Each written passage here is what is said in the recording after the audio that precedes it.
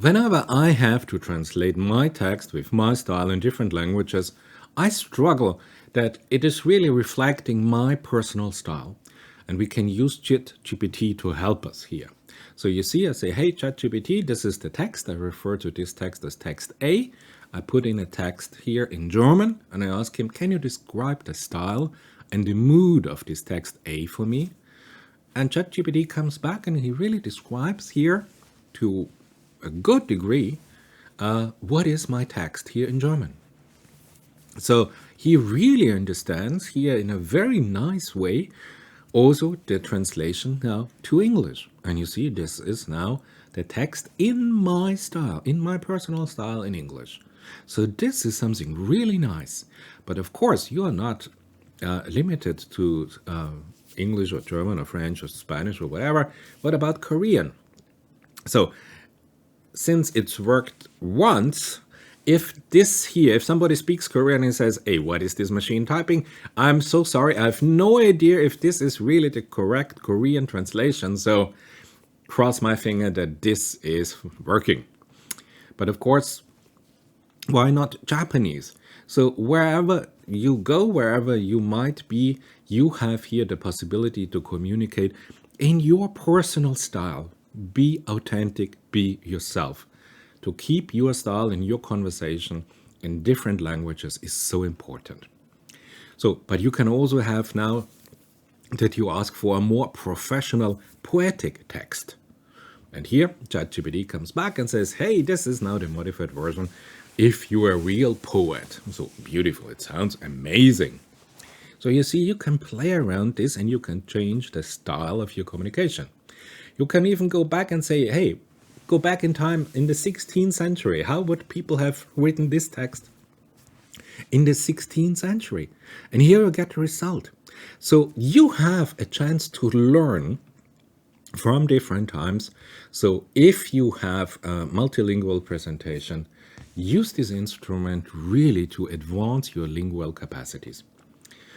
You can ask him, hey, what else can you do? And ChatGPT says, hey, I can change the level of formality or informality.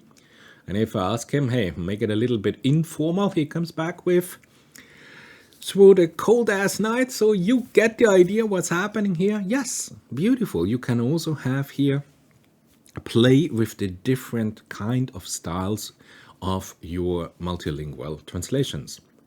Yes, one of those 10 titles will be the official title of this YouTube video. You see, I get lazy. I ask ChatGPT. But whenever you encode a text here with this label text A, I call this German text text A, he remembers this. So maybe this is a way that you can keep different text labeled. Now, you have to understand that for a decoder, it's working in a tensor space with functions. So I can use a function like invert to apply to this text. So I say, hey, can you invert my text A now in German? And he says, yes, of course. And he's really inverting my German text here. This is amazing, really excellent.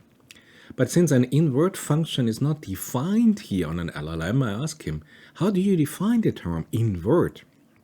And he comes back with an answer.